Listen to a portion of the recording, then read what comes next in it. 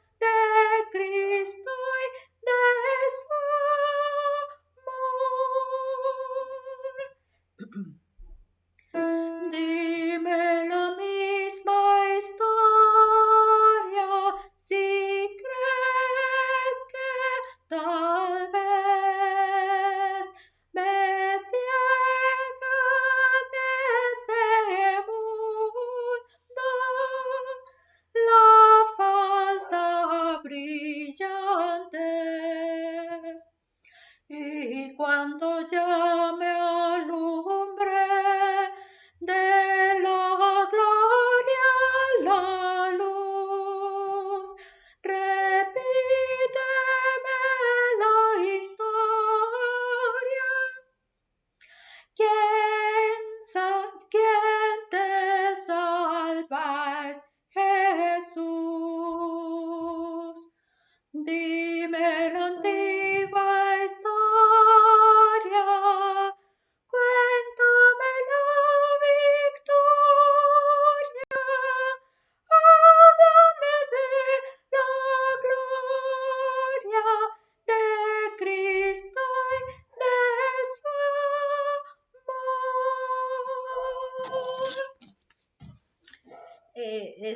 Este no es un himno muy conocido por mí, pero me pareció que era un buen tema hablar de la historia de Cristo, que precisamente ese es el propósito que estamos llevando en esta escuela bíblica dominical de iglesia o denominación bautista.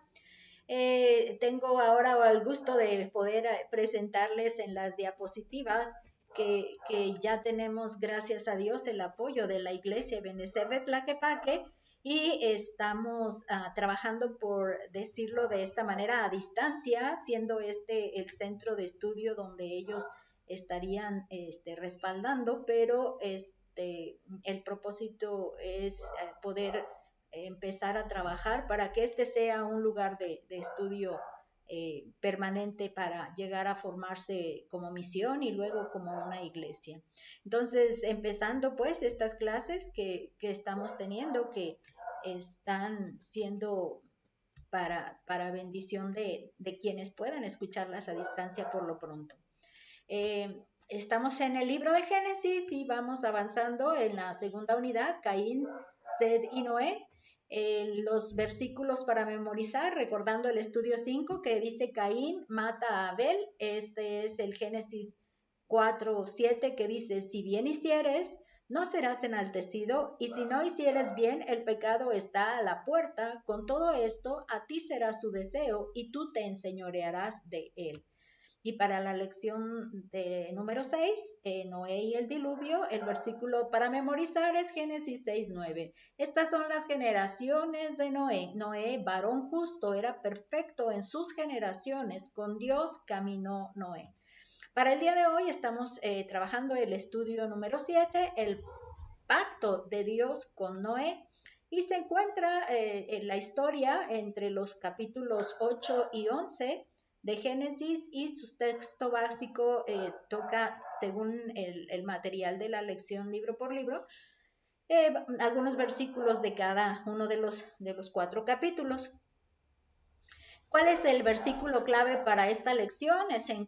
Son 2 versículos que se encuentran en Génesis 8, del 20 y 21. Dice: edificó Noé un altar a Jehová y tomó de todo animal limpio y de toda ave limpia y ofreció holocausto en el altar.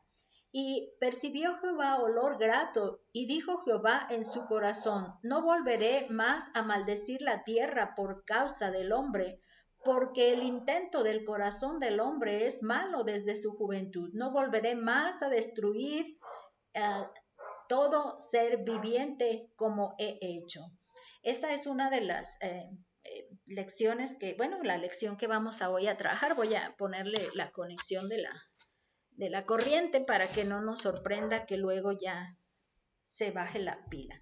Entonces, tenemos la verdad central. Dios se ha propuesto que, a pesar de que el hombre no dejará de inclinarse a hacer lo malo, él no volverá a destruir a todo ser viviente. Es la verdad central de esta lección. En las metas de enseñanza-aprendizaje de esta escuela dominical es demostrar yo como alumno que conozco el por qué Dios se propuso no volver a destruir a todo ser viviente en la tierra y qué actitud, también demostrar qué actitud tengo hacia la voluntad de Dios en mi vida. El bosquejo de esta lección estamos observando, son 6 puntos y a lo largo de 4 capítulos dice el punto 1, la disminución de las aguas del capítulo 8, del 1 al 14. En el punto 2, la salida del arca, que es del capítulo 8, del 15, versículo 15 al 22. El tercer punto, el pacto, esto está en Génesis 9, del 1 al 7. Está el punto 4, el arco iris, que esto está en Génesis 9, del 8 al 29. Las genealogías, que está en Génesis 10, del 1 al 32.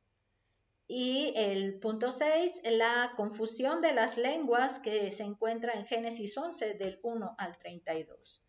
Iniciando ya con el primer punto, la disminución de las aguas, en Génesis 8, del 1 al 14, pues vamos a darle lectura. Dice, y se acordó Dios de Noé y de todos los animales y de todas las bestias que estaban con él en el arca, e hizo pasar Dios un viento sobre la tierra y disminuyeron las aguas y se cerraron las fuentes del abismo y las cataratas de los cielos, y la lluvia de los cielos fue detenida, y las aguas decrecieron gradualmente sobre la tierra, y se retiraron las aguas al cabo de 150 días.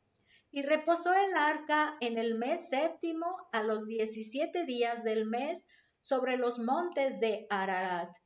Y las aguas fueron decreciendo hasta el mes décimo. En el décimo, al primero del mes, se descubrieron las cimas de los montes.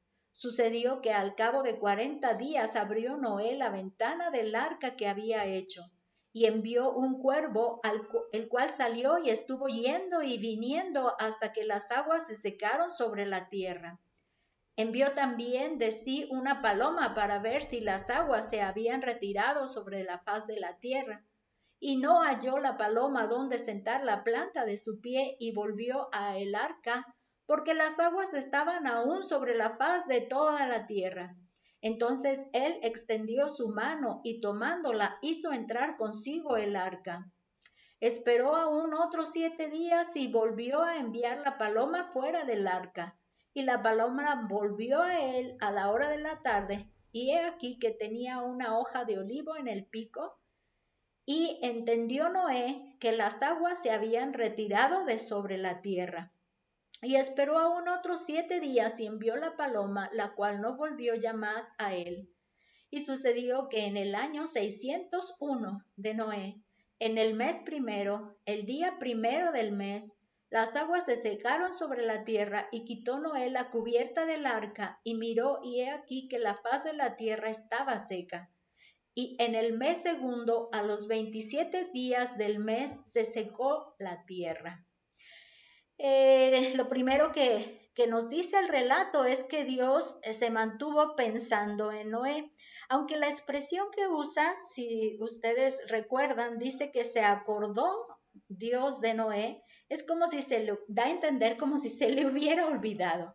Da a entender como si se le hubiera olvidado. Entonces, este verbo que es en hebreo se traduce, se acordó, recordar, dice, ser consciente de. Esta parte es la que a mí me llamó la atención. Ser consciente de es no haberlo olvidado, pero por lo pronto hacer más conciencia en qué vamos a hacer con él ahora en el punto en el que se encuentra, no tanto olvidarlo, sino empezar a actuar ahora. Hay que empezar a actuar algo. Dice traer, llamar o venir, mantener, poner a la memoria o en la memoria hasta ahora. Esa expresión still en inglés, cuando lo traduzco yo ahora al español, habla de que todavía, es decir, lo venía ya manteniendo en memoria, pero en este punto lo vuelve a atender como el paso de atención inmediata. Ya, ahora es el momento en empezar a mover la siguiente pieza, ¿no? Después de la etapa pasada es el concepto. De hecho, notas sobre la Biblia de Albert Barnes o Barnes, ahí es como se pronunciaría por ser en inglés, es el nuevo comentario bíblico que agregué a los que ya he estado consultando anteriormente. Dice, se acordó Dios de Noé. Se dice que se acordaba de él cuando daba cualquier paso para librarlo de las aguas. Entonces, corroborando este mismo pensamiento, lo que veníamos diciendo, que cuando Dios está haciendo menciones en las palabras, se hace mención de que se acordó, está más bien dando atención al siguiente paso, más que haberlo olvidado. Entonces, avanzando en el relato, vemos cómo Dios comienza o comenzó a trabajar en la disminución de las aguas y de alguna manera hubo un plan en secuencia, un proceso. Primeramente nos habla de un viento y posterior a eso, cuando ya empiezan a retirarse las aguas, al bajar, el arca ya logra tocar una superficie y entonces el arca reposa. Fíjense que los científicos, los arqueólogos, arqueólogos están interesados siempre en esa historia que tienen aquellos residuos que se encuentran en la tierra, ¿no? Entonces, algo que me llamó la atención es que en la versión que tengo de esa aplicación que les he platicado que tengo, eSort, habla de, en esta versión Spanish Reina Valera con números de Strong, acuérdense, eh, el Strong es un personaje que ha puesto un número a las palabras en hebreo y les da una definición, o sea, tiene un diccionario específicamente con números para cada palabra y se puede usar esa misma palabra y el mismo número nos permite encontrarlo rápidamente sabiendo que se trata de la misma palabra. Lo que sí me llamó la atención es la forma en la que lo traduce. Dice, y reposó el arca en el mes séptimo a 17 días del mes sobre los montes de Armenia. Ararat para nosotros es como un nombre muy antiguo, de la época pues previa a formar un pueblo, así como lo venimos conociendo ahora. Entonces Armenia ya nos parece que es más familiar porque Armenia es el nombre de un país que sí conocemos. Entonces nos hace pues ahora sí que ir a investigar. Y lo que encontré fue que esta sería su extensión del país de Armenia. Y en este punto, aunque no se alcanza a ver por lo pequeño que se ve en la pantalla, este punto de aquí es la región montañosa Ararat, pero en realidad se está refiriendo a alguna de las montañas de toda esta región. Y si nos observamos en este otro mapa, esa sería la extensión del territorio, pero si nos observamos en este otro mapa, estamos observando que este es el Mar Negro, este es el Mar Caspio, aquí está el Mar Mediterráneo, y si nos fijamos en la parte final, en la parte de muy abajo, acá donde se ve mi flechita, está Palestina. Entonces, si quisiéramos más o menos calcular toda la distancia, es una distancia considerable para el volver a la región o situarnos en la región de Palestina. Eso sí me llamó la atención. Entonces ya luego me da un poquito de inquietud de conocer qué imágenes de esa zona, de ese lugar encuentro en internet y esta es como que la más característica imagen. No tengo, recuerdo exactamente el nombre de esta construcción o de este lugar, pero es como el emblemático porque lo pude observar en varias imágenes a lo largo del internet. Y pues está hermoso, no sé ustedes qué piensen, pero está hermoso el lugar por la parte vegetal que se ve allí, no se ve árido, se ve bastante pasto por ahí, arbustos por ahí, entonces un lugar hermoso en donde se asentó el arca. En realidad nunca han encontrado los vestigios exactos de esto, pero entendemos que ese sería por la ubicación que sí dice la Biblia, Armenia, Ararat. Esa es la asociación de los términos que nos ubican ahí. En esta condición ya está la arca ahí detenida y Noé usa lo que tiene al alcance para conocer lo que pasa ahí afuera.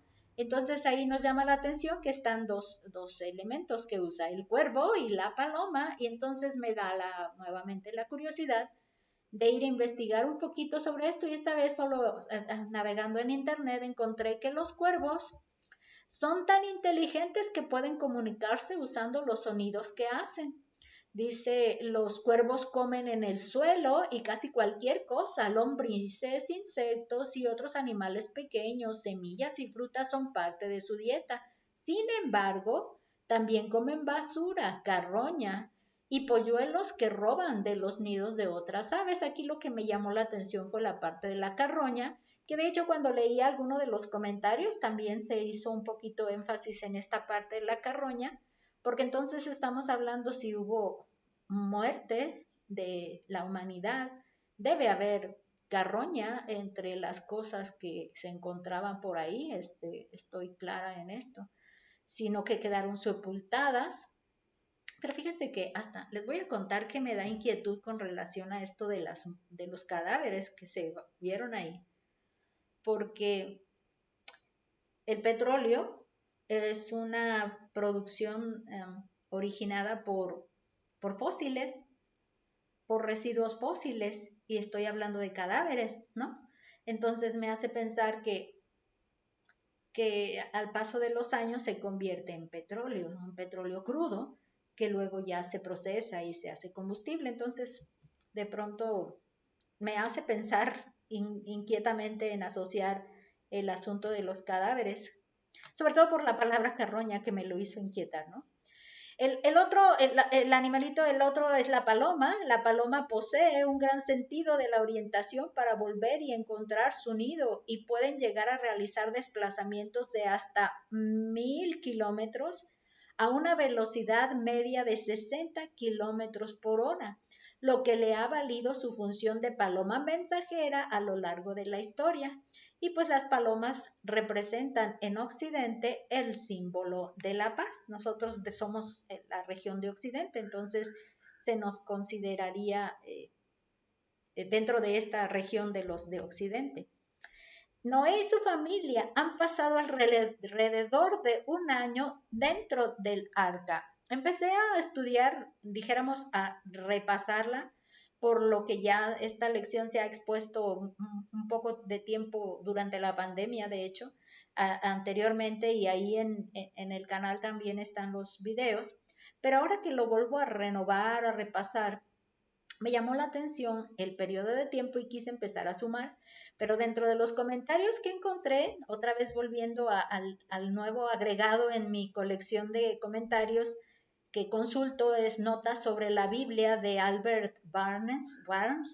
eh, encontré que ya él hizo esta cuenta, entonces me la pude traer para podérselas compartir. Dice, empezó la lluvia, o la lluvia continuó por 40 días, porque así dice el relato.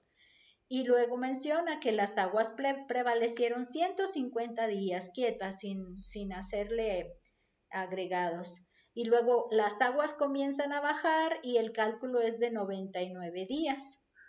Después de que ya bajaron, aún así dice, Noé se demora o se entretiene o se tarda todavía 40 días. Luego dice que envía al cuervo y a la paloma y menciona que luego se espera otros 7 días, entonces esta cuenta la calculan con 20 días. Y luego después de esto, dice, se esperó nuevamente otra cantidad de tiempo que lo calculan como otros 40 días o otro tiempo, y, y es otro mes el que se cuenta con 29 días. Dice que el intervalo hasta el 27 del segundo mes cuentan 57 días y la suma total de días vienen a ser 365 días. Fíjense que otra vez no pude evitar asociarlo con el periodo de la pandemia, porque yo recuerdo que en el 2019, en marzo, estábamos entendiendo en la secundaria que esta situación de la pandemia se estaba dando y que íbamos a hacer un descanso de una semana y luego a la siguiente semana nos vuelven a pedir que ya empecemos a ir presencialmente, pero sin alumnos, me parece, o a platicar y a acordar algo. Y luego inmediatamente se presentaron las vacaciones de abril y de ahí se mantuvo ya el plan de hacer a distancia todo el estudio de los alumnos. Entonces eso fue todo el periodo del 19, todo el 20 y es para el año 21, para el año 21, por el tiempo de mayo, nos notificaron que ya estaríamos regresando presencialmente, al menos en nuestra escuela. Entonces sí estoy calculando acá alrededor de 2 años a distancia y sin poder tener actividades regulares. Pero acá estamos hablando de 365 días encerrados en 4 paredes, una caja, ¿se acuerdan la foto que veíamos? Una caja y una ventana. Y una ventana por donde por lo menos podría dar cuenta Noé de que era día o era noche. Entonces, eso sí es algo que es impactante, ¿no? No sé qué les parece. Ya en el punto número 2 dice la salida del arca, esto está en Génesis 8 del 15 al 22, o sea, salirse ya del arca, para el entendimiento más claro, del 15 al 22. Dice, entonces habló Dios a Noé diciendo, sal del arca tú y tu mujer y tus hijos y las mujeres de tus hijos contigo, todos los animales que están contigo, de toda carne, de aves y de bestias y de todo reptil que se arrastra sobre la tierra, sacarás contigo. Y vayan por la tierra y fructifiquen y multiplíquense sobre la tierra. Entonces salió Noé y sus hijos, su mujer y las mujeres de sus hijos con él, todos los animales y todo reptil y toda ave y todo lo que se mueve sobre la tierra según sus especies salieron del arca. Y edificó Noé un altar a Jehová y tomó todo animal limpio y toda ave limpia y ofreció holocausto en el altar. Y percibió Jehová olor grato y dijo Jehová en su corazón, no volveré más a maldecir la tierra por causa del hombre, porque el intento del corazón del hombre es malo desde su juventud, ni volveré más a destruir todo ser viviente como he hecho. Mientras la tierra permanezca, no cesará la sementera y la siega, el frío y el calor, el verano y el invierno, y el día y la noche. Lo primero es que Dios le dijo a Noé, sal, cuando era el tiempo de salir, sal del arca, ya, es tiempo de salir. Entonces, si pudiera ya haber estado listo Noé, Dios se lo dijo a él. Y la primera reacción de Noé fue ofrecer holocausto a Jehová en un altar. Fíjense que aquí las palabras que vamos a considerar son las de altar, que es el lugar, y holocausto, que es aquella acción que hizo. Entonces, el lugar. Empezamos en el libro de texto del alumno, a esta sección le han llamado la ofrenda de Noé, que especialmente resalta los versículos 20 y 21. Encontré en el diccionario de inglés americano de Webster de 1828, les aclaro que me es más gratificante consultar comentarios viejitos o antiguos, como los quieran ustedes llamar, de alguna manera tienen más profundidad y peso que algunos que actualmente me entero que se están popularizando, diríamos, de alguna manera, ¿no? Entonces, yo vivo feliz, no tengo temor de que dijéramos que estoy haciendo cosas muy antiguas porque sabemos que la enseñanza de la palabra no tiene periodo de antigüedad o actualidad, ¿no? Nosotros la aplicamos, pero la enseñanza y la verdad es fuera de tiempo, ¿no? No tiene un tiempo específico. Entonces encontré aquí que dice así, altar, dice, es un monte, una mesa o un lugar elevado sobre el cual antiguamente se ofrecían sacrificios de alguna deidad. Los altares estaban hechos originalmente de césped, luego de piedra, madera o cuerno. Algunos eran redondos, otros cuadrados, otros triangulares. También diferían en altura, pero todos miraban al este. Los principales altares de los judíos eran el altar del incienso, de los holocaustos y de los panes de la proposición, todo de madera de acacia y cubierto de oro o bronce. La parte que me llamó la atención es que miraban al este. La única base que vamos a poder observar aquí es que, como referencia, es que por donde sale el sol. El este es por donde sale el sol. De hecho, atrás de mí es el este. De aquel lado es de donde sale el sol en esta zona. Entonces, bueno, lo que encontré aquí es esta parte que nos dice notas sobre la Biblia de Barnes, nuevamente dice, el Señor está ahora en lo alto, habiendo barrido el jardín y retirado al mismo tiempo su presencia visible de la tierra. Por lo tanto, el altar se erige para señalar hacia su morada en lo alto, al Señor. Algo que vamos a tomar de interesante en este comentario es algo que no lo había tampoco razonado, pero es verdad que en las lecciones anteriores vimos cómo el Edén se quedó con la presencia de los querubines, y dice que una espada que estaba blandiendo o moviéndose de un lado para otro, que en la investigación que hacíamos más bien estaba representando la presencia de Dios en ese lugar, física en ese lugar, para no perderla. De alguna manera Él está presente en ese lugar, más que una espada que está tratando de exterminar al que se acerque.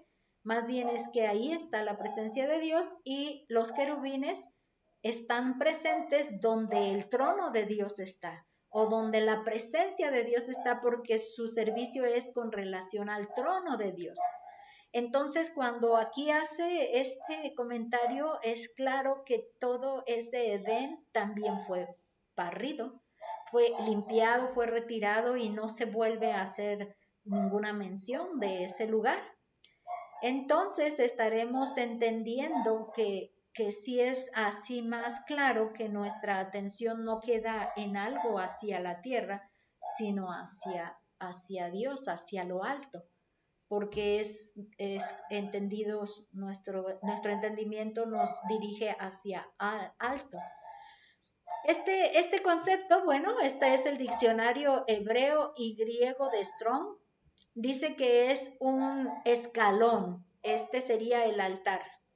Es un escalón.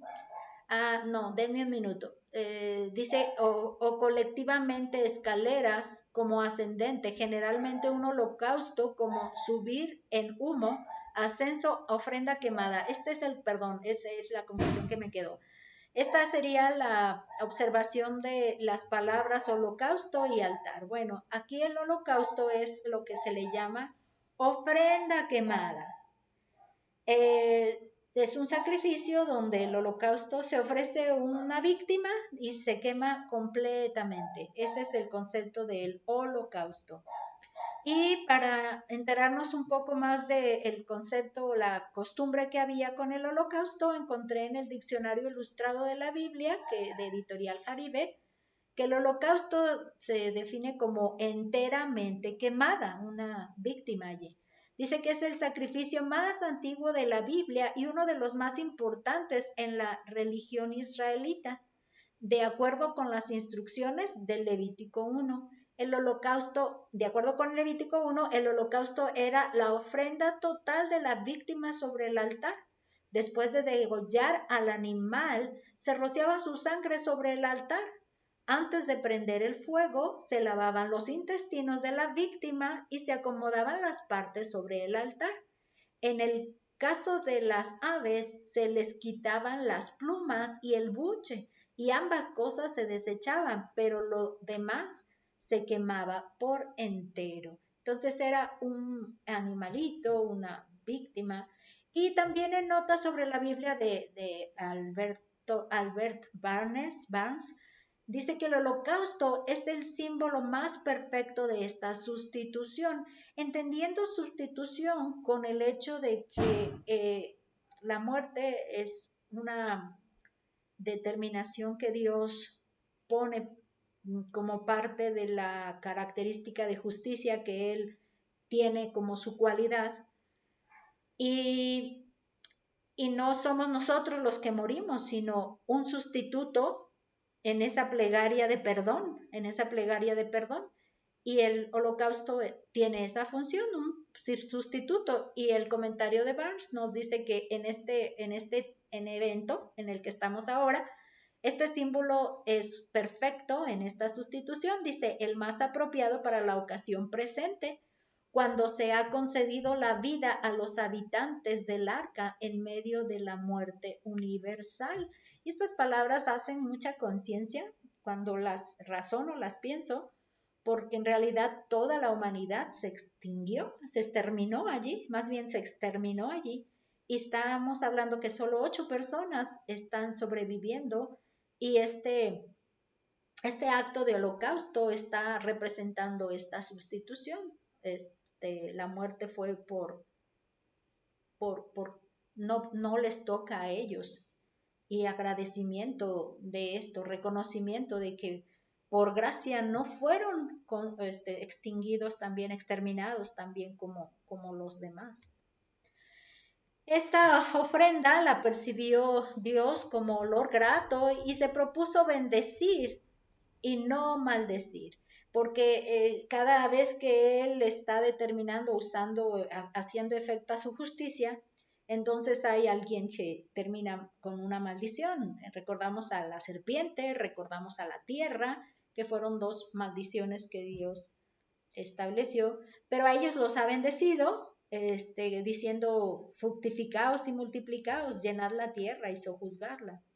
Lo que encontré en la Biblia de Cambridge, que es otro de los comentarios bíblicos que consulto, es que este pensamiento de olor grato dice que es un antropomorfismo, o sea, es una forma de persona, de humano, de persona, de cuerpo humano, que es muy fuerte y solo aparece aquí y se le otorga a Dios porque no es un ser corpóreo, no tiene cuerpo, pero es una forma de describirle una parte de corporal que está llevando actividad específica.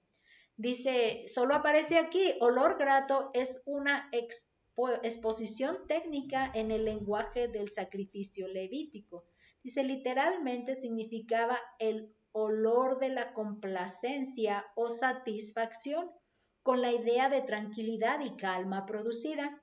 El término técnico se emplea para expresar que la ofrenda es aceptable a Dios. El corazón del oferente es aceptable y hace un recordatorio, lo contrario a Génesis 4:5, si se acuerdan. Aquí les puse esa parte, dice, pero no miró con agrado a Caín y a la ofrenda suya. Entendiendo que no solo lo que esté ofreciendo, sino que ese ofrecerle, está mostrando lo que hay en su corazón. Entonces es claro que Dios quedó satisfecho con eso. Cuando dice olor grato, le agradó, le agradó. Fíjense que acá en la zona de Belisario, de Huentitán, hay una empresa que ciertas horas del día cocina carnitas. Yo digo carnitas porque se percibe que es un aroma de carne de cerdo. Y pasando hacia esa dirección está también una carnicería que acá se llama el 100%.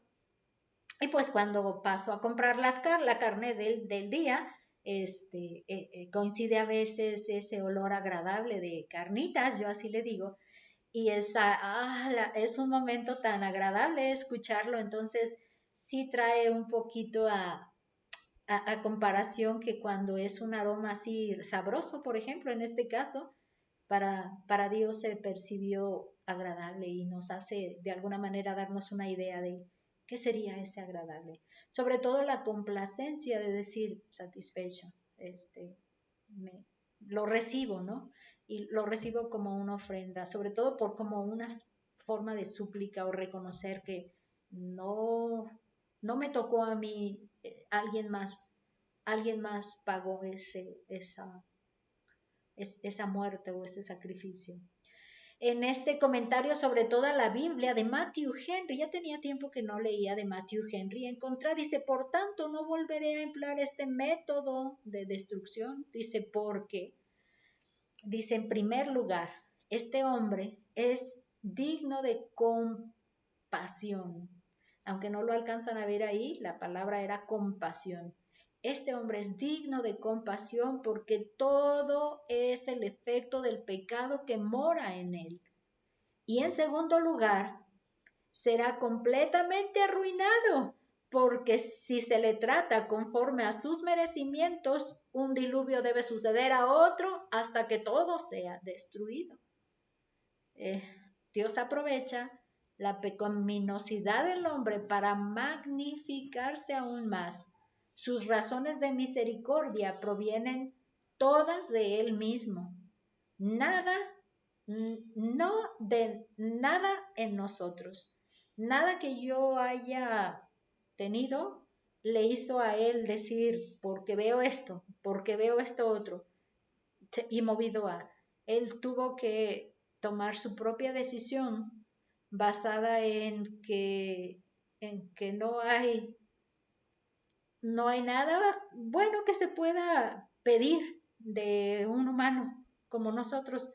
Entonces, sino tener compasión y entender que no hay posibilidad propia para poder hacer un esfuerzo de movimiento, de cambio ahí.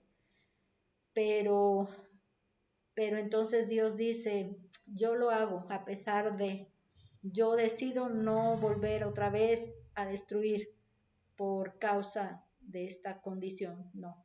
Él toma su propia determinación.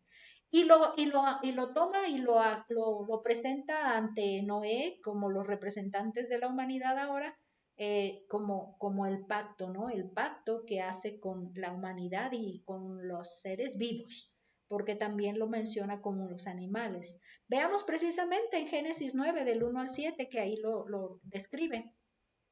Dice, bendijo Dios a Noé y a sus hijos y les dijo, fructificad y multiplicaos y llenad la tierra.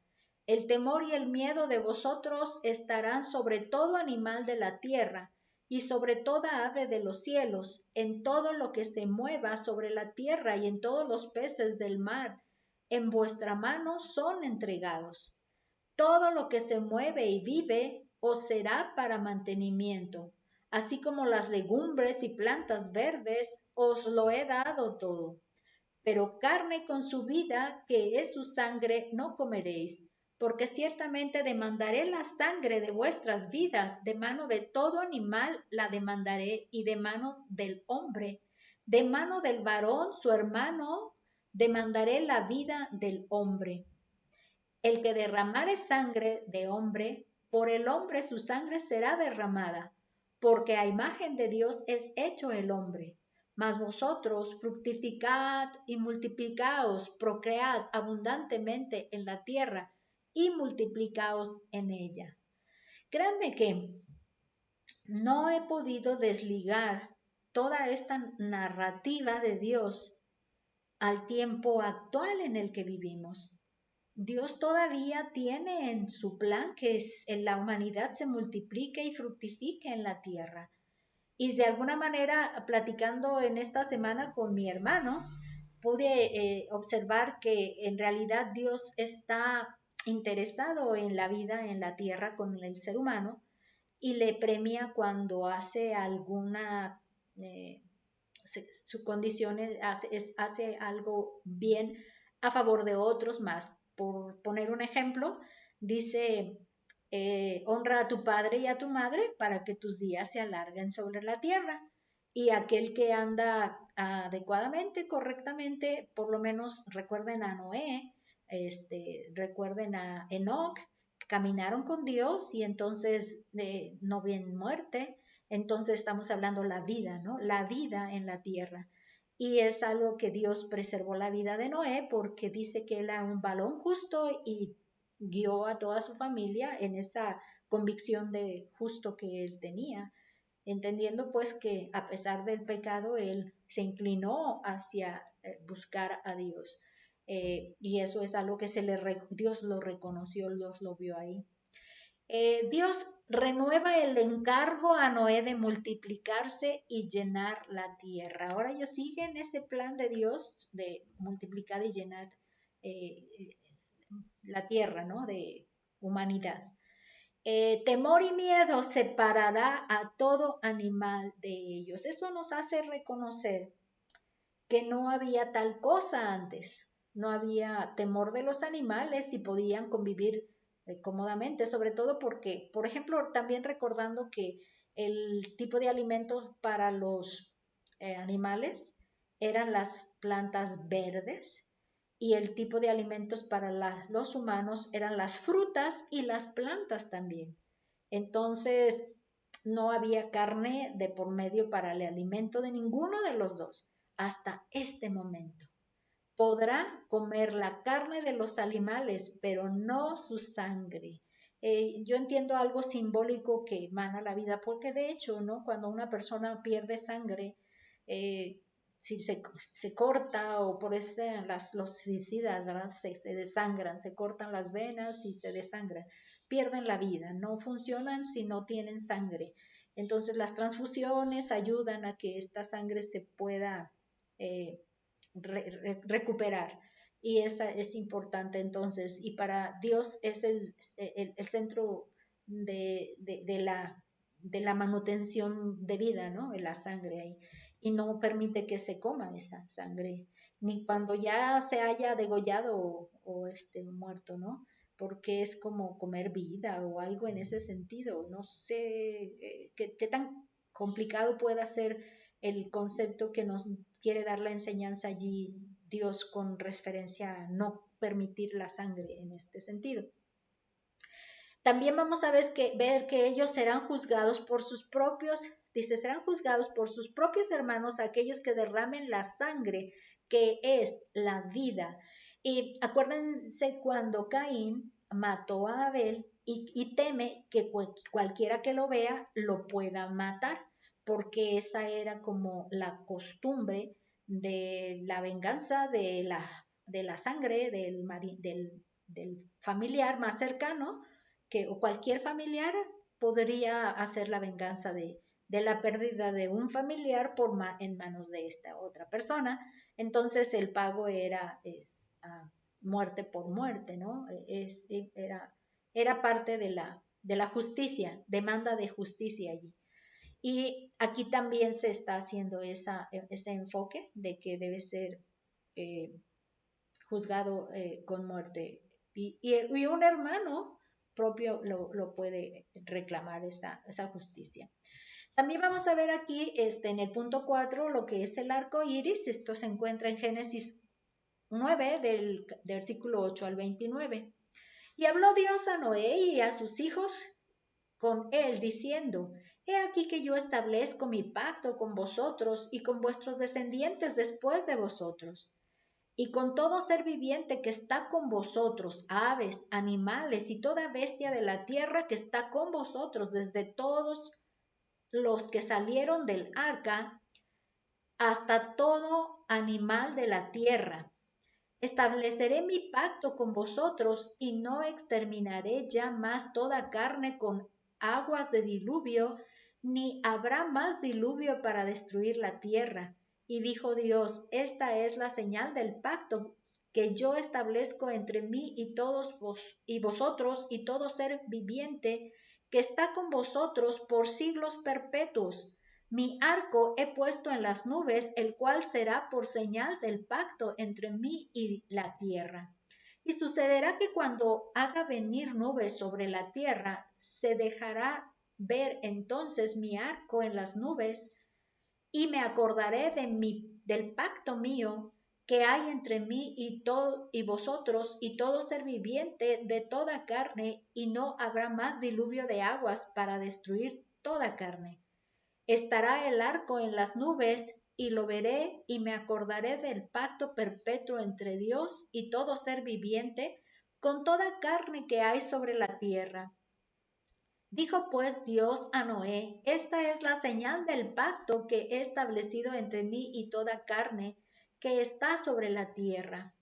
Y los hijos de Noé que salieron del arca fueron Sem, Cam y Jafet, y Cam es el padre de Canaán.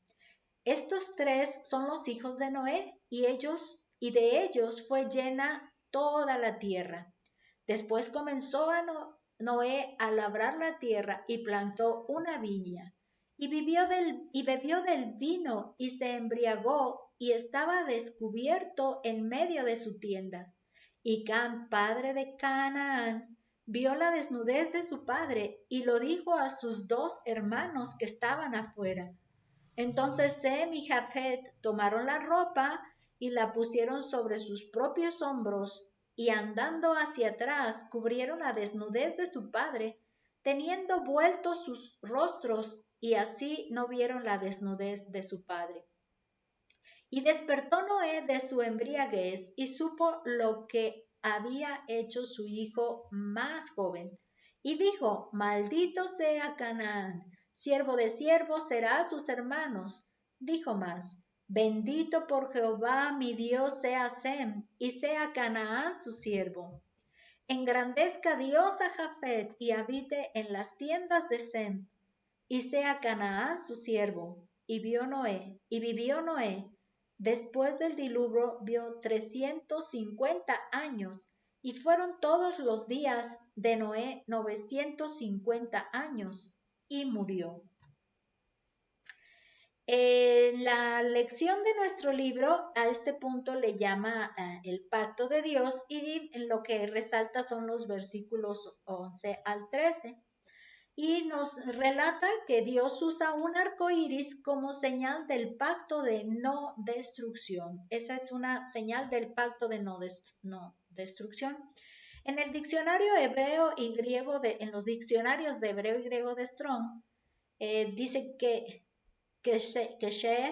en el sentido original de flexión o doblar, es un arco para disparar, de ahí el sentido figurado fuerza. O el iris, que es en el caso de arco, es una flecha y arco, ¿no?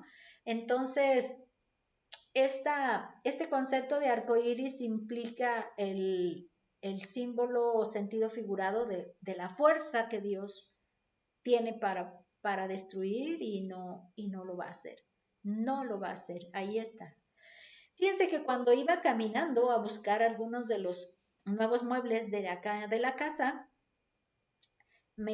llegó casi el punto de la lluvia, y sin poder evitar el asombro, como siempre, todo me asombra, me emociona, me inquieta, perdón, pude captar esta foto del arco iris acá en la zona de Santa Cecilia. Es casi Barranca ya, porque tenemos Barranca de Oblatos y tenemos Barranca de Huentitán. Entonces, caminando hacia ese recorrido en el que iba, me tocó hacia la Barranca de Oblatos estar percibiendo esta foto. Es natural, es en físico, diría yo, en vivo, diría yo ahí.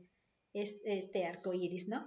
Que nos dice precisamente eso. Y sí es cierto, cada vez que yo lo veo, lo primero que recuerdo es Dios, y cómo Él decide no volver a destruir a la humanidad, no destruir a la humanidad nuevamente con diluvio. Noé se embriaga, ya pasando en el desarrollo de la historia, perdón. Noé se embriaga y se queda desnudo y expuesto en su tienda.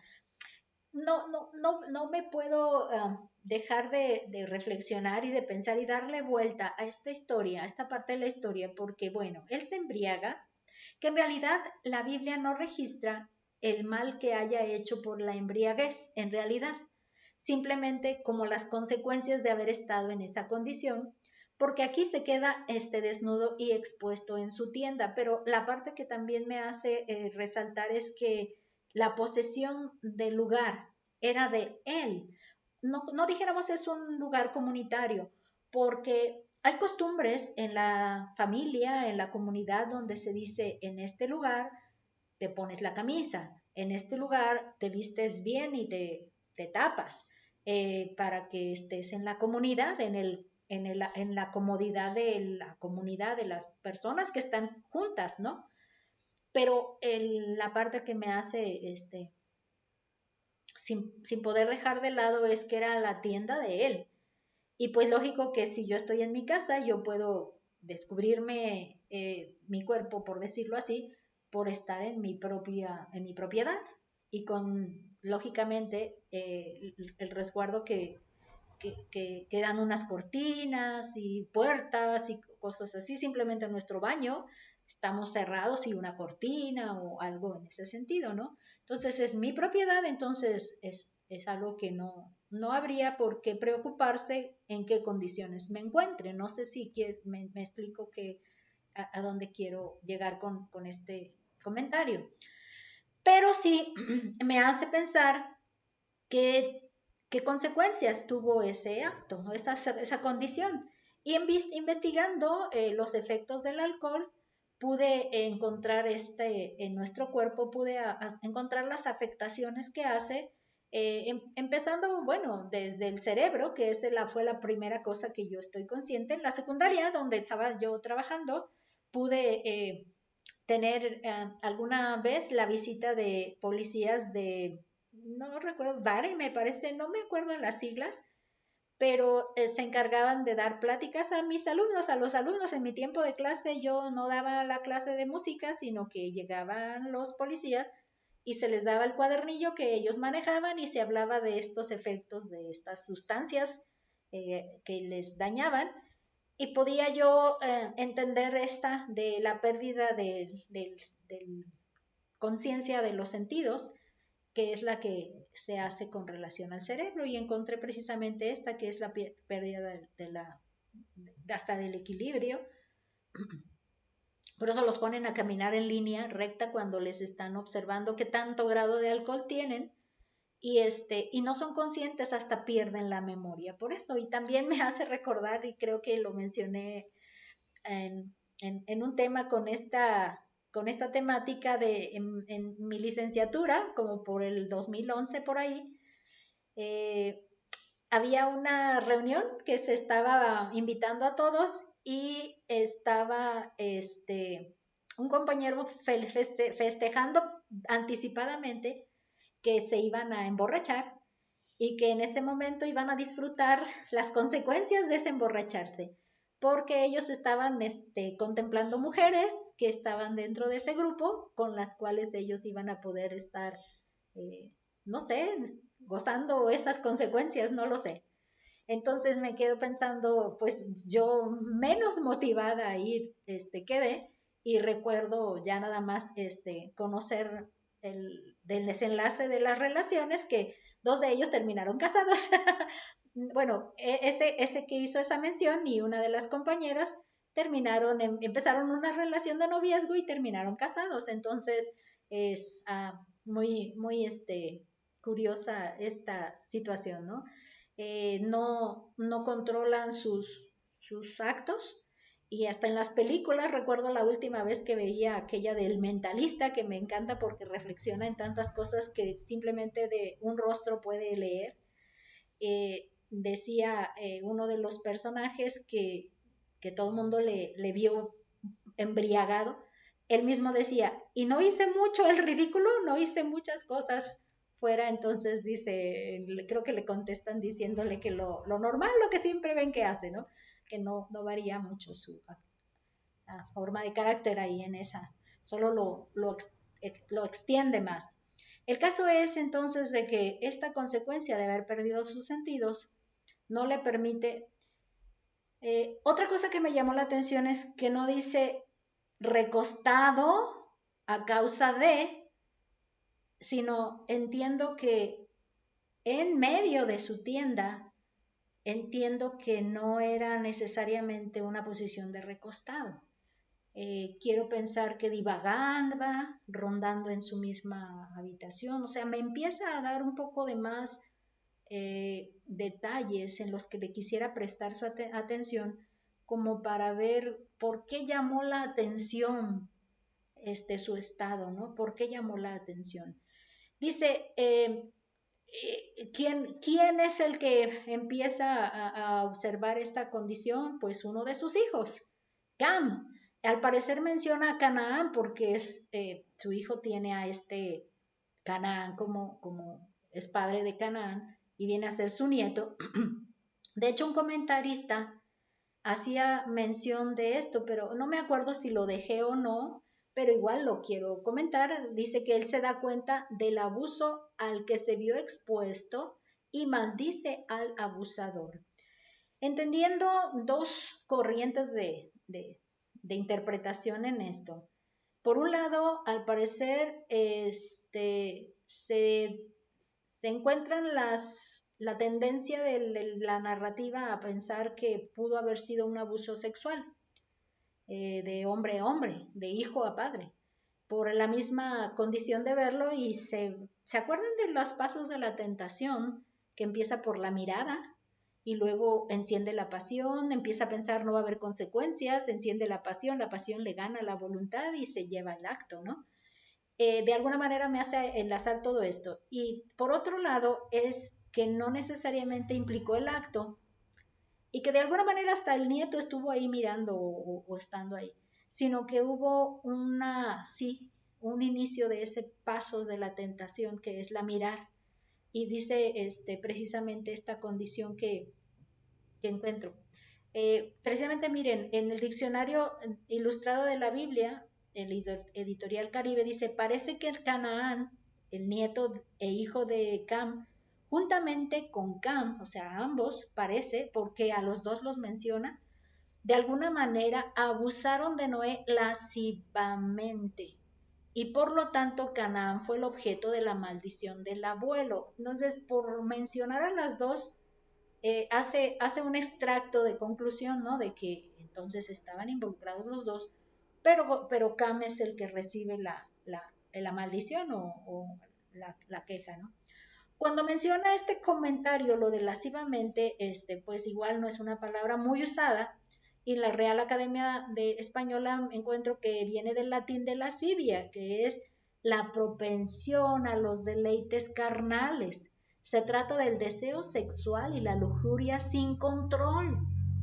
Y si una persona con lascivia mira al prójimo de manera morbosa y con intenciones sexuales.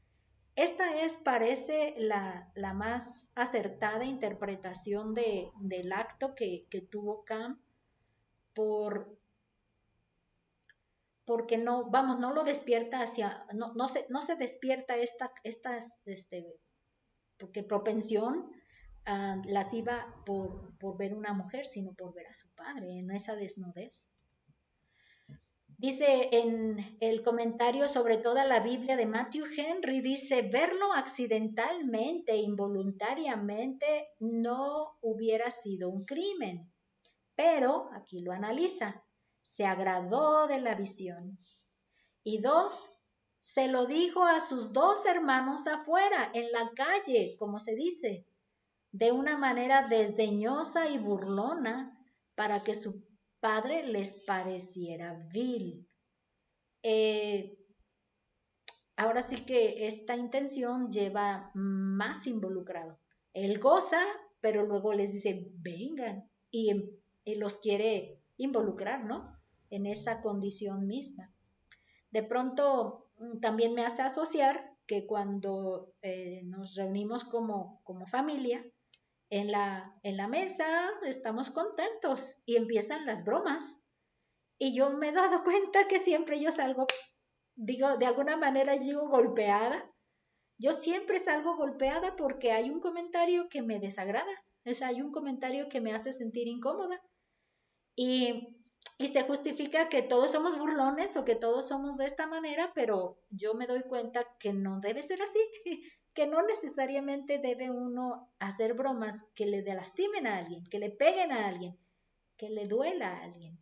Entonces, de pronto, mi falta de torpeza de la forma abusada de ser para este tipo de bromas, burlas, no está en ejercicio constante. De pronto sí me meto, de pronto sí me involucro. No digo que no me llegue a jalar esta situación, pero pero sí me doy cuenta de que no la disfruto mucho. Me gusta ser más saludable, sana en bromas, hasta de un pollito que hizo, de una broma de un jitomatito, que los famosos chistes, que el jitomatito, que esto, o sea, cosas muy sencillas y simples, yo las disfruto más cuando estoy en compañía, en convivencia. Siguiendo con el relato, la maldición de Noé a Cam lo hace siervo de sus hermanos Sem y Jafet. Fíjense que aquí tengo otra situación que está Sem, Cam y Jafet. Y el orden de los hijos, no sé quién es el mayor, no sé quién es el menor. Y me hacen, cuando voy a comentarios, dicen que Jafet es el mayor. Cam siempre se está en el medio, ese no hay pierde. Pero Sem se queda abajo como el menor. Pero cuando toman la delantera en las narrativas, en los registros, es muy notorio que quien es destacado en el relato siempre lo nombran inicialmente.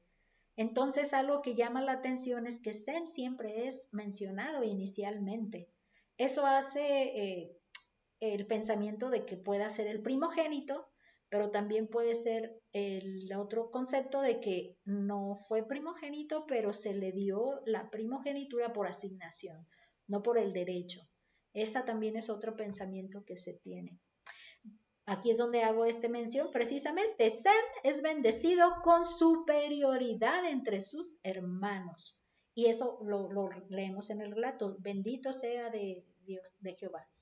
Pero encontré en este comentario de Jameson Fawcett and Brown, quedó un poquito acá oculto, pero aquí aparece la referencia de donde tomé este comentario. Dice, bendito sea el Dios de Sem. Pero los Jameson Fawcett and Brown, los tres viejitos, dicen que en realidad debía ser más bien, bendito de Jehová mi Dios sea Sem. O sea, es bendecido superiormente. Una indicación de que los descendientes de Sem deberían ser honrados de manera especial en el servicio al Dios verdadero. Obtuvieron posesión de Canaán y el pueblo de esa tierra se convirtió en sus siervos, ya sea por conquista o como los gabaonitas por sumisión. Ese relato lo vamos a ver más adelante, pero los que ya hemos pasado por esa lectura, nos damos cuenta de que sí fue el superior. Y aun cuando menciona que Cam iba a ser siervo de los dos, al final también Jafet está por abajo en esta honra que se le está dando a Sem desde esta bendición. Avanzando en el punto 5, las genealogías, esto es el capítulo 10 del 1 al 32, dice, estas son las generaciones de los hijos de Noé, Sem, Cam y Jafet, a quienes nacieron hijos después del diluvio. Los hijos de Jafet, Gomer, Magog, Madai, Javán, Tubal, Mesec y Tiras. Los hijos de Gomer, Askenaz, Rifat y Togarma. Los hijos de Javán, Elisa, Tarsis, Kitim y Dodanim. De estos se poblaron las costas, cada cual según su lengua, conforme a sus familias en sus naciones. Los hijos de Cam, Cus, Misraim, Fud, Canaán. Los hijos de Cus, Seba, Ávila, Sabta, Rama, Sabteca. Y los hijos de Rama, Seba y Dedán. Y Cus engendró a Nimrod, quien llegó a ser el primer poderoso en la tierra. Este fue vigoroso cazador delante de Jehová, por lo cual se dice, así como Nimrod, vigoroso cazador delante de Jehová. Y fue el comienzo de su reino Babel, Erec, Akkad y Calne, en la tierra de Sinar.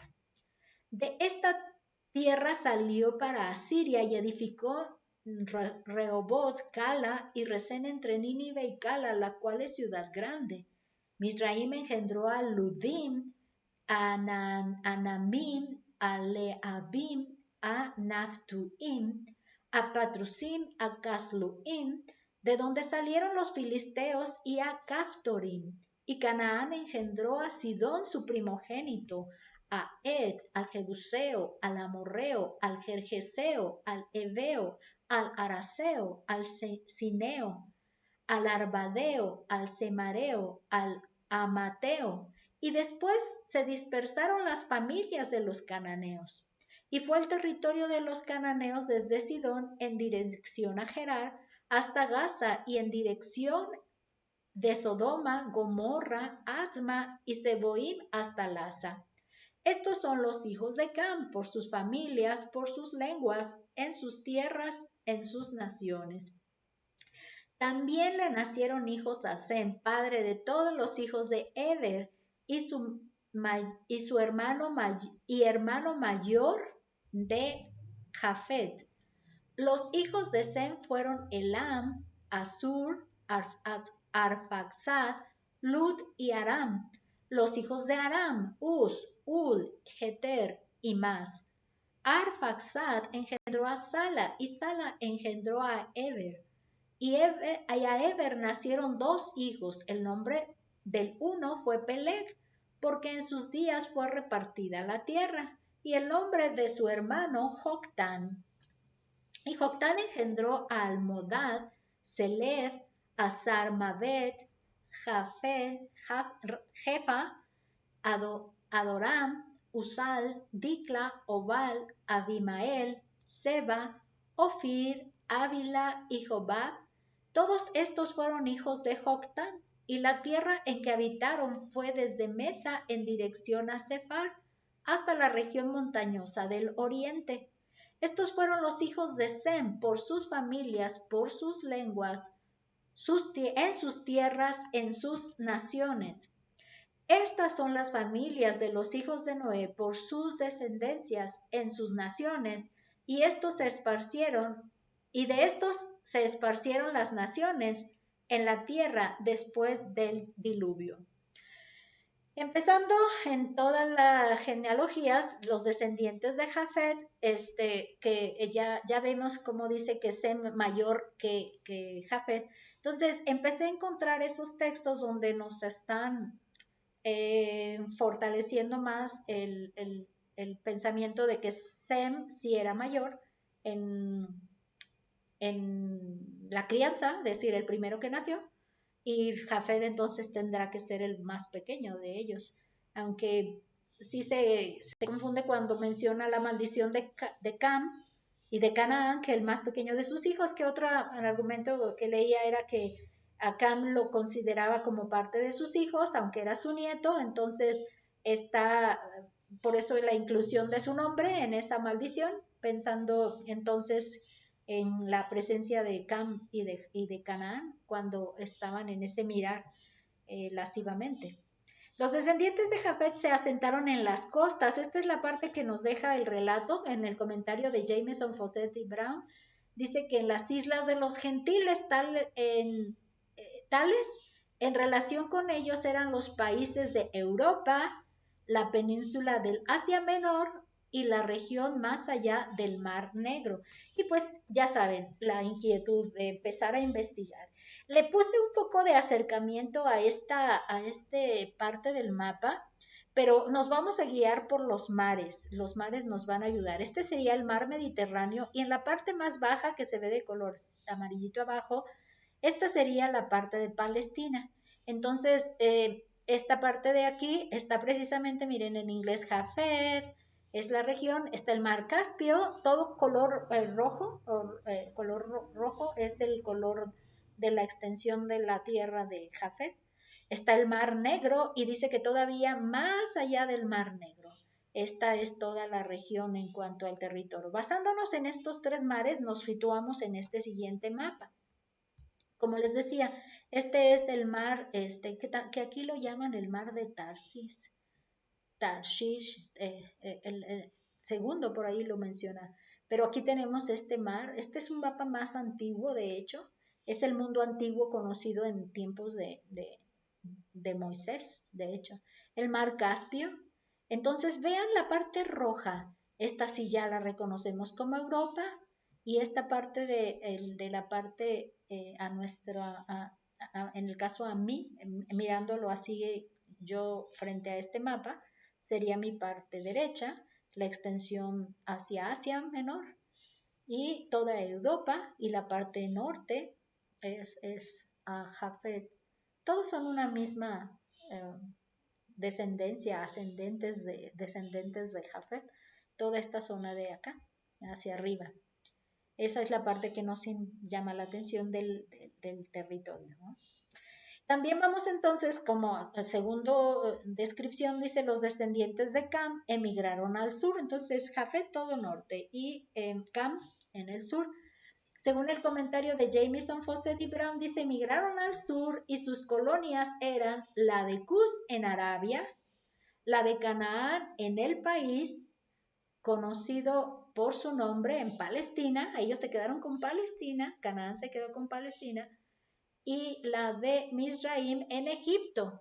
Esa parte, fíjense que tenemos uno de los jóvenes de la que trabajábamos, colaborábamos en la federación de acá de la Convención Emanuel, y es Mizraim, crece él y Dios le hace el llamado, está de pastor en la iglesia Nueva Jerusalén, y recién me estoy enterando que está ya nombrado el presidente de la convención regional de nuestra convención regional Emanuel, que de hecho ahí pertenece la iglesia Benecer de Tlaquepaque, que no en el caso cuando Getsemaní, ellos pertenecían a una nueva convención que llamaban de Occidente, Convención Bautista de Occidente, regional de Occidente.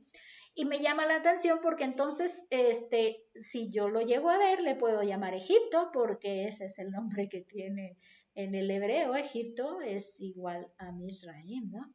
Por curiosidad y por vacilar un poco o bromear un poco, pero bueno, Mizraim, Egipto está. Traté de resaltarlo porque mayormente en el primer mapa o tipo de mapa es la parte amarilla. De hecho, estos cuadritos dicen aquí que son de Jafet, aquí son de Ham en inglés, pero es Cam. Y acá estaría en verdecito, vamos a verlo más adelante, en verdecito azul más bien. Azul es ese, pero como le menciona el registro, el hijo de Eber, o sea, resaca a Eber dentro de su cercana genealogía y eso llama la atención. Entonces debe tener importancia, destacado, él debe estar destacado dentro de todo este crecer de la familia. Y lo mencionan porque, por ejemplo, aquí aparece con azul y Eber aparece con verde. Entonces estas dos regiones, azul y verde, entran dentro de los descendientes de Sem. Pero bueno, ahora lo vamos a ver. Estamos ahora hablando de Cam. Cam, esta es, en esta parte de la parte superior donde se ve la flecha que estoy moviendo, es el río Nilo y es la parte de Egipto donde estuvo esclavizado el pueblo de Israel, que de hecho para allá va en la historia. Entonces toda esta parte es donde el monte Sinaí está aquí, esta parte de aquí, pero esta que parece una bota grande o bolso grande, bolso cuadrado de esos morralitos, es Arabia. Arabia, pero no es Arabia, esta Arabia, fíjense, completa, es este pedacito de límite de Arabia con el Golfo Pérsico más bien, esta parte, pero no todo el territorio. Entonces la parte muy arriba y la parte de Egipto, acuérdense que Egipto es parte de África. Estamos viendo la siguiente, precisamente en la siguiente parte del mapa aparece mejor detallado, aunque más tenue, esta es la parte que desventaja nos da, porque no se alcanzan a percibir muy bien las limitaciones. Pero lo que sí nos deja ver es que todo África, vean, está en el territorio del color. Y esta parte de Asia, un poco en este punto, es también la extensión donde Cam y sus hijos estuvieron allí. Pero lo que sí nos dice es que se quedaron en Palestina. Vean este pedacito de aquí, que es, ¿por qué es importante este pedacito de aquí? Es porque es un corredor entre una región de África, una región de Europa, una región de Asia Menor o Asia Oriente completo. Entonces, esta es precisamente la que une estos continentes, es un pasillito. ¿Y quién no pelea un pasillito para poder tener comercio? Sí, ¿verdad? Por siguiente, entonces, vamos con los descendientes de Sem, habitaron al centro del territorio.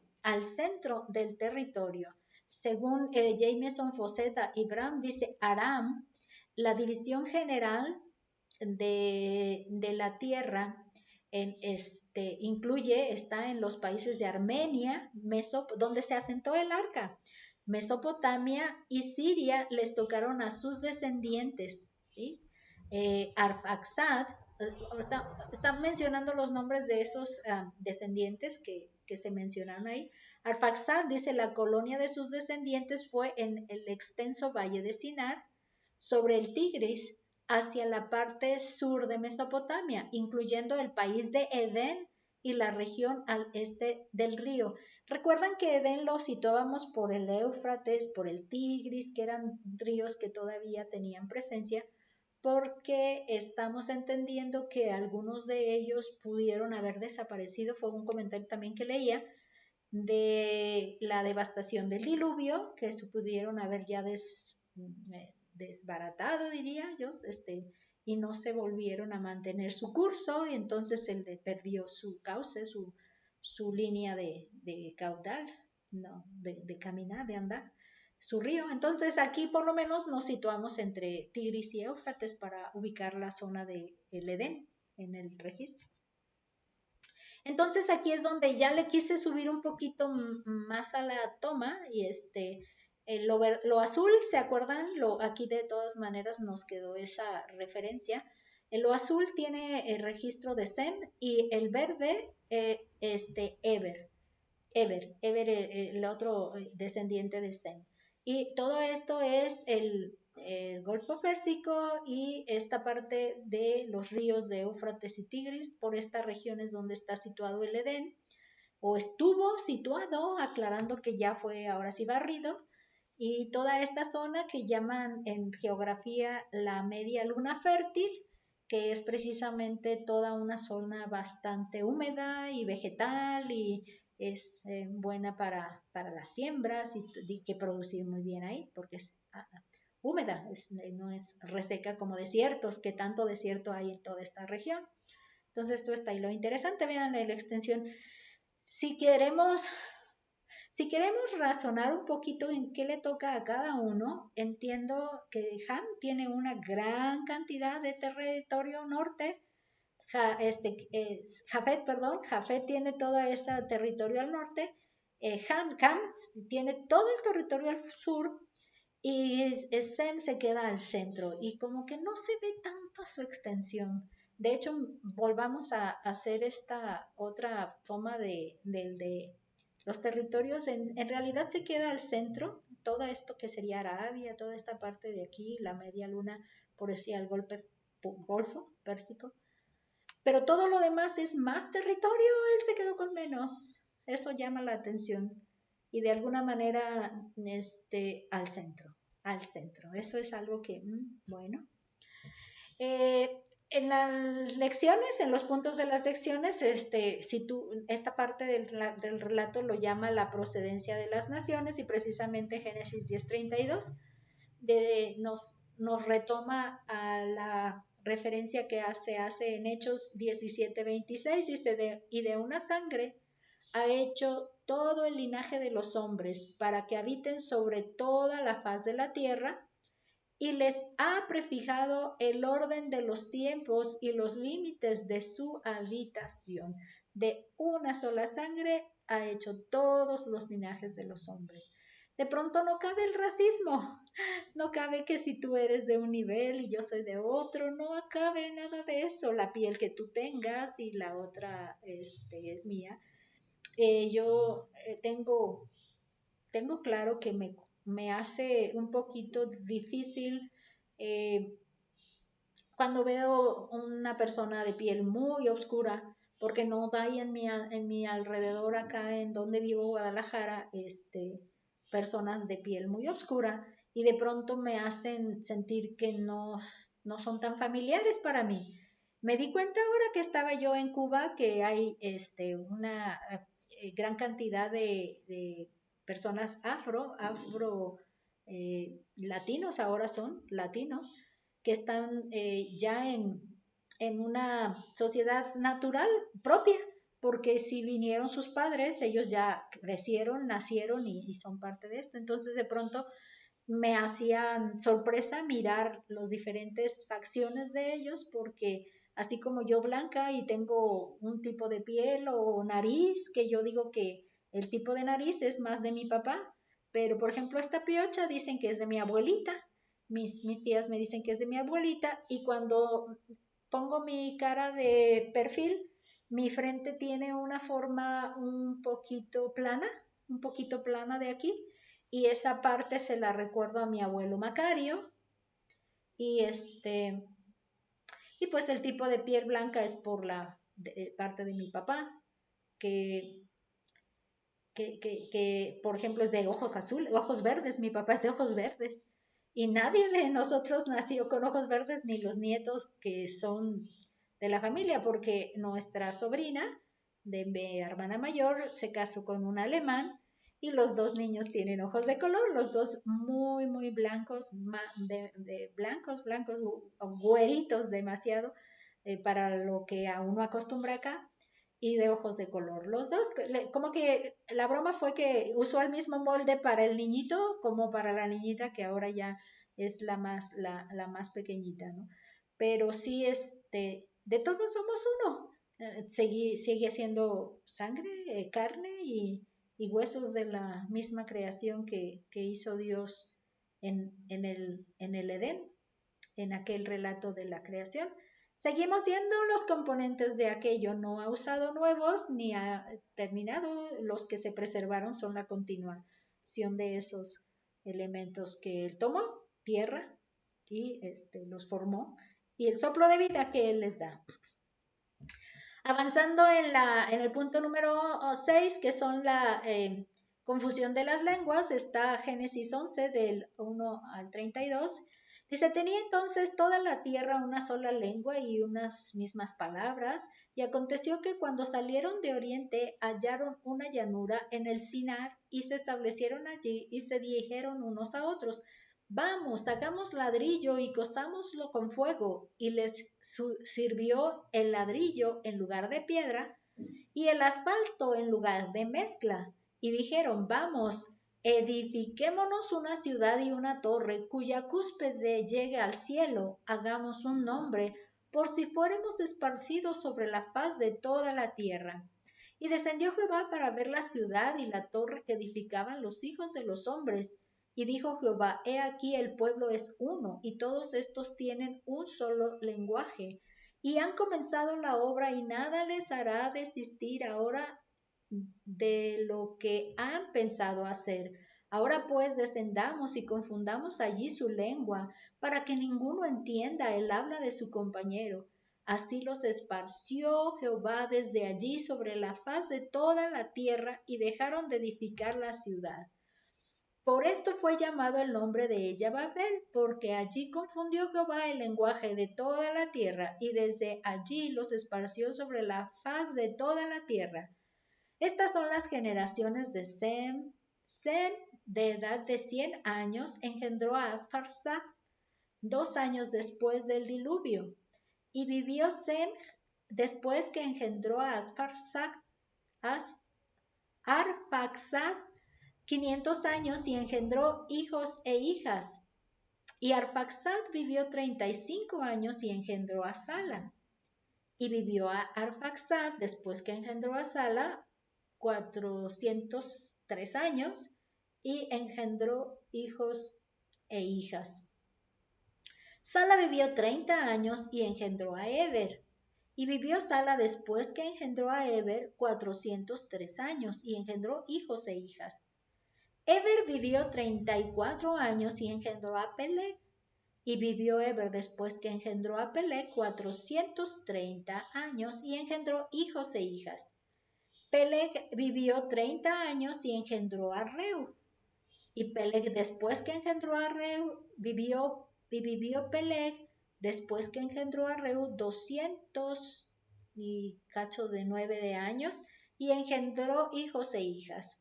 Reu vivió 32 años y engendró a Serug. Y vivió Reu después que engendró a Serug 207 años y engendró hijos e hijas. Serug vivió 30 años y engendró a Nacor. Y vivió Serug después que engendró a Nacor 200 años y engendró hijos e hijas. Nacor vivió 29 años y engendró a Taré. Y vivió Nacor después que engendró a Taré 119 años y engendró hijos e hijas. Taré vivió 70 años y engendró a Abram, a Nacor y a Harán. Estas son las generaciones de Taré. Taré engendró a Abram, a Nacor y a Harán. Y Harán engendró a Lot. Y murió Harán antes que su padre Taré en la tierra de su nacimiento, en Ur de los Caldeos. Y tomaron a Abram y Nacor mujeres para sí. El nombre de la mujer de Abram era Sarai, y el nombre de la mujer de Nacor, Milca, hija de Harán, padre de Milca y de Isca. Mas Sarai era estéril y no tenía hijo. Y tomó Taré a Abram su hijo y a Lot, hijo de Harán, hijo de su hijo, y a Sarai su nuera, mujer de Abram, su hijo, y salió con ellos de Ur de los Caldeos para ir a la tierra de Canaán. Y vinieron hasta Harán y se quedaron allí. Y fueron los días de Taré 205 años y murió Taré en Harán. Todo este relato lo que nos hace es que, contrario a la indicación de llenar la tierra, se quedan en un solo lugar. Algo que me llama la atención es que estaría haciendo la parte de las genealogías y la extensión de los 3 hijos de Noé, una visión global de la historia, pero como que ya habiendo narrado toda la parte global, hubiera hecho un zoom o un acercamiento para relatar el inicio de esta dispersión que hubo. Esto es lo que tiene al parecer el relato, porque esto detalla un poquito mejor cómo fue que se esparcieron. Allá dice cómo quedaron, pero acá nos conecta más a la manera en la que se tuvo que hacer la dispersión. Bueno, entonces él dijo, multiplicaos, fructificaos, multiplicad, llenar la tierra, ¿no? Y entonces, contrario a esa indicación de llenar la tierra, se quedan en un solo lugar. Y que precisamente esta región de Sinar, en la parte céntrica aquí, todos los lugares que menciona del lugar en donde se quedan, encontraron. ¿Se acuerdan dónde quedó el arca asentada? La distancia que recorren hacia este punto de aquí es muy larga, porque estamos hablando que se camina para llegar hasta esta región, ¿no? Se van viniendo para acá y en esta región se quedan muy cómodos, ¿no? Entonces esa parte sí se hace notoria. En los puntos de la lección, esta parte la titulan la Torre de Babel y está tomando en consideración los primeros 9 versículos. Ellos dicen, el relato mismo dice que buscando perpetuar su nombre, deciden construir una torre, entendiendo como que no tan agradados de tener que ser dispersados, quieren tener algo allí de reconocimiento y que les recuerde, ¿no?, su existencia o pasaron por aquí. El nombre de la torre que se estaba construyendo le llamaron Sigurat en el hebreo. Y encontré la imagen desde el anterior confección de las diapositivas y aquí la recuperé ahora con la toma. Esta es, de hecho, el relato posterior a esta construcción se tiene que Babilonia es quien se queda con esta construcción y entonces la dedican a su propio dios de la región y tiene por lo menos el uso que le dan. Si antes era para darle nombre, ahora lo utilizan para venerar a su dios de la región. Dice que Jehová tuvo que intervenir para hacer eso, de esparcirlos. Entonces, cuando vemos que él tuvo que intervenir, la palabra dice que confundamos, es mezclar. Mezclar yo entiendo que es como la palita y le das en una ensalada, ¿no? Lo revuelves o lo revuelves para dispersarlo más bien o organizarlo de manera más, pero revuelta es lo que se mezcla todo. y se confunde, ¿no? Se confunde porque, ¿qué pasó? Ya no es lo que estaba, ya revuelto todo, ya no se entiende perfectamente lo que era entendible para todos. Y esa sería la palabra en el hebreo y en el griego, y aquí estaría la de Babel, que se queda que también es la otra forma de la palabra, que sería Babel en las definiciones hebreas de Brown, Driver y Briggs. Babel o Babilonia, que significa confusión o mezclando, o sea, los confunde, pero meneando, yo diría ahí, que Babel es el sitio antiguo, capital de Babilonia, porque Hila es el nombre actual, situado en el Éufrates, ese golfo Pérsico y esa zona del Sinar, por lo menos ahí Babilonia, que de alguna manera está distante de nuestra zona de la tierra prometida.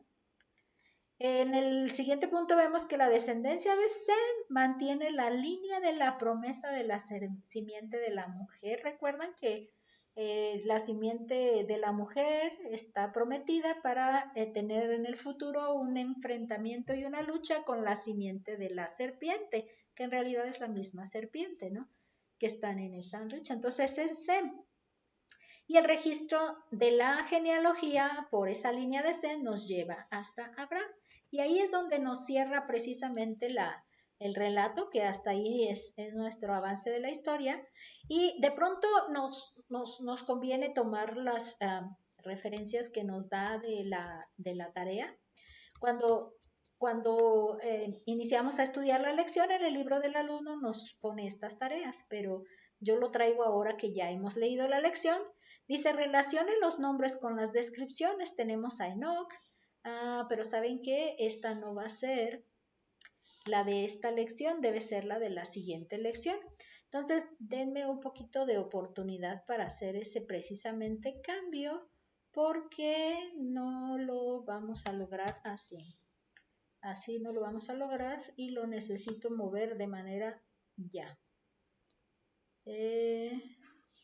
Nada más necesito saber cómo. Debe ser un poquito antes de este. Lo que pasa es que tengo el libro grande, y si lo pudiera reducir y luego aumentar, me quedaría más fácil poderlo mover. Ya ven. Entonces ahí es donde está más fácil moverlo para poder hacer esto precisamente, ¿no? Miren, aquí está. Este es el 9, tengo que avanzar hacia el 8. Este es, y este debe ser la página. Ahora sí, le vamos a dar en el zoom el 225, que es la medida que nos hace verlo mejor, y ya lo vamos a poder ahora sí apreciar para poderlo leer con más facilidad. Ok, y si ya lo tenemos aquí, dice, escriba brevemente las cosas que Dios no volverá a hacer.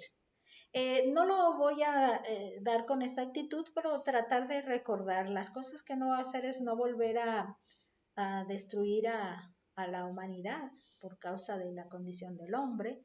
Dice que todo va a volver a ser, no va a volver a destruirlo ahí.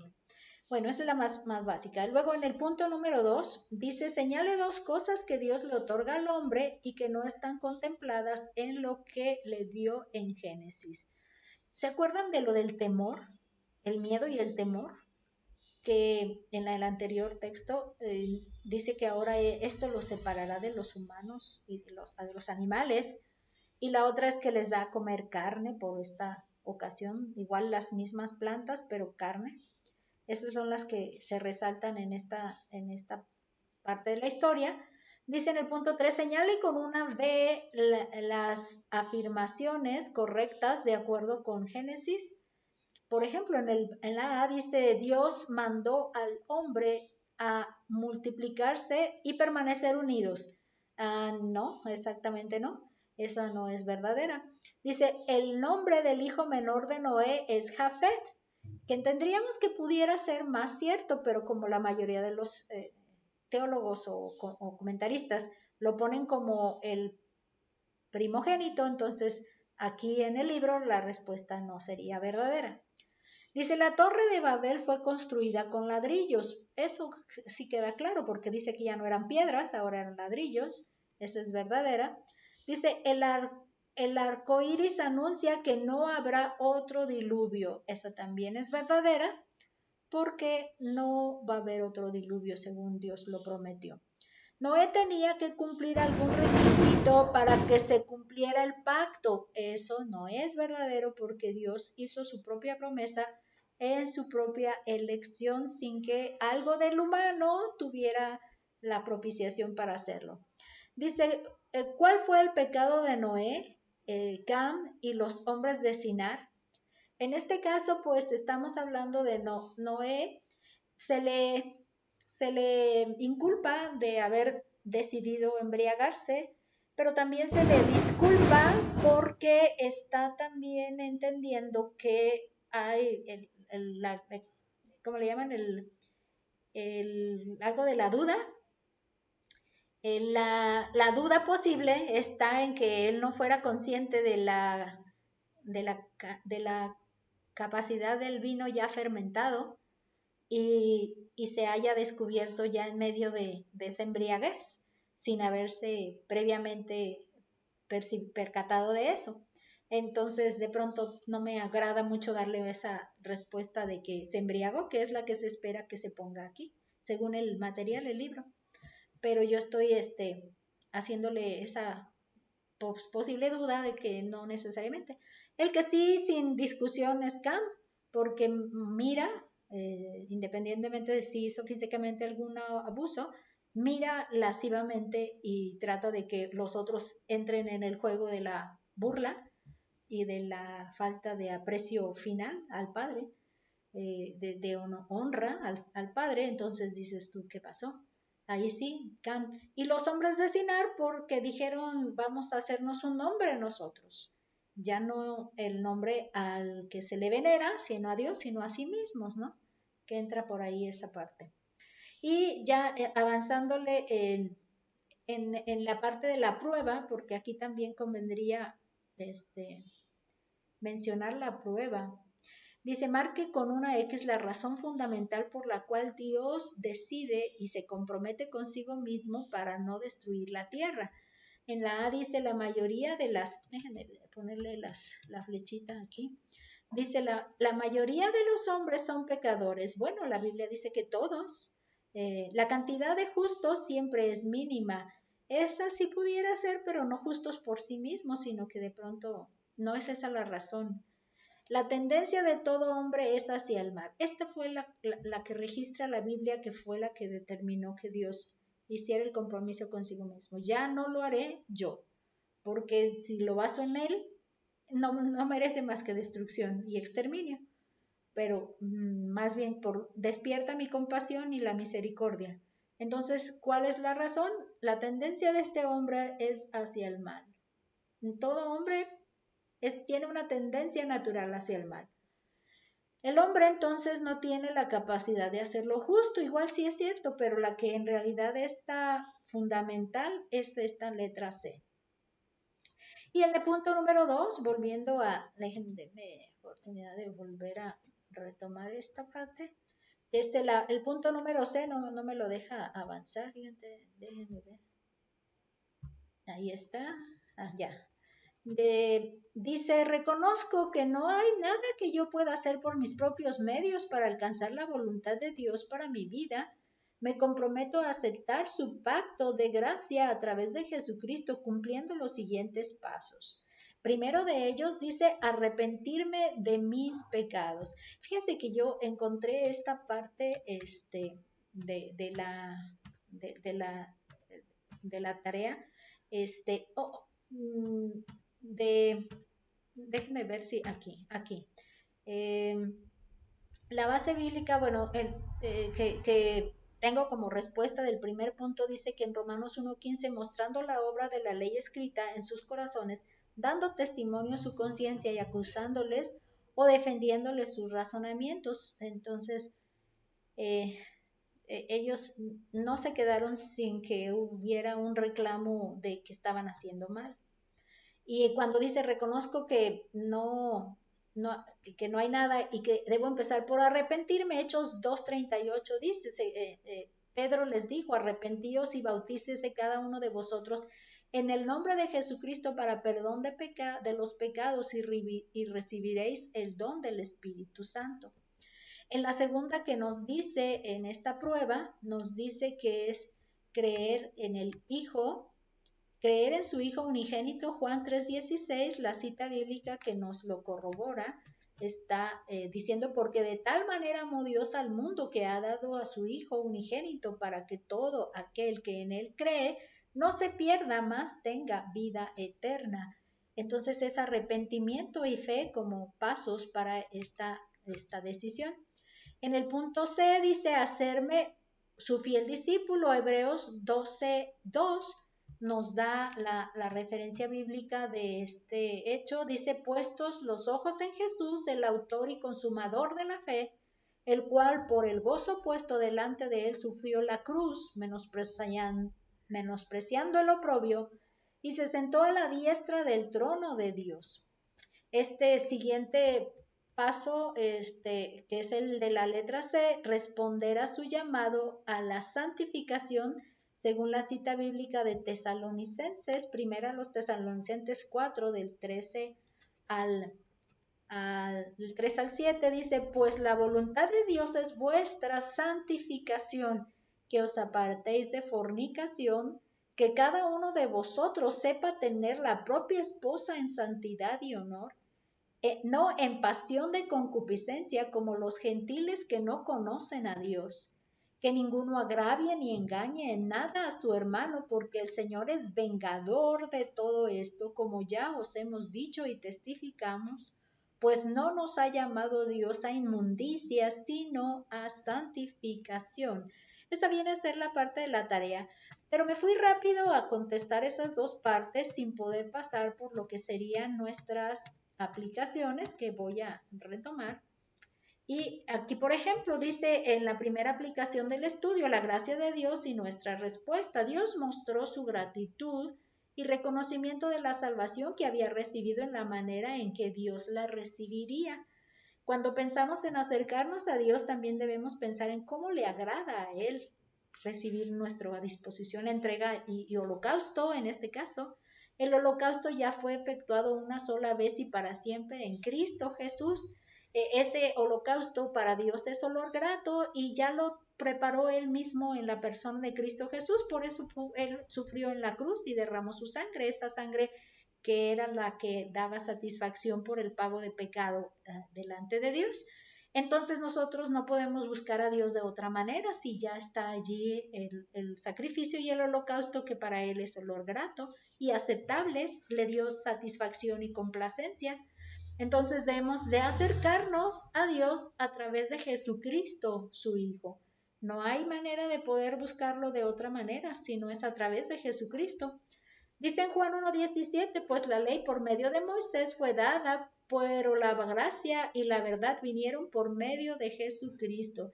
Gracia porque nos da el regalo del pago ya efectuado y nos lo apropiamos nosotros. Y la verdad era porque él mismo dice, yo soy la verdad y la vida, y nadie viene al Padre si no es por mí. En la aplicación número 2 le llamamos el nuevo pacto en Cristo Jesús. No hay que poner algo de nuestro esfuerzo personal.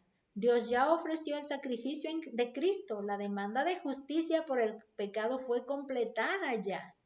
Solo nos toca aceptarlo y apropiárnoslo, es lo que se espera ya de nosotros. En el punto 3, las capacidades que recibimos. Dice, evitemos usar nuestras capacidades de inteligencia para desafiar a Dios. Es el caso de los hombres del Sinar. Cuando busqué la palabra desafiar en el diccionario, me dice que desafiar, verbo transitivo, o sea, lo infliges hacia otra persona. Dice que incitas a esa otra persona a incitar una persona a otra a medir la fuerza física u otra capacidad con ella. Lo desafías ahí, yo puedo más, yo hago mejor, y estás en un tipo ping pong incitándolo, ¿no? Incitándolo, pero desafiarlo es ponerlo a medir fuerzas contigo, así es. enfrentarse a las opiniones o mandatos de una persona. Cuando dices, a ver, eso no, convénceme, propiciar en ese sentido. Y me gustan los similares porque a veces tienen palabras más claras como retar, arrojar el guante, que es cuando están ahí en golpes, ¿no? Y provocar.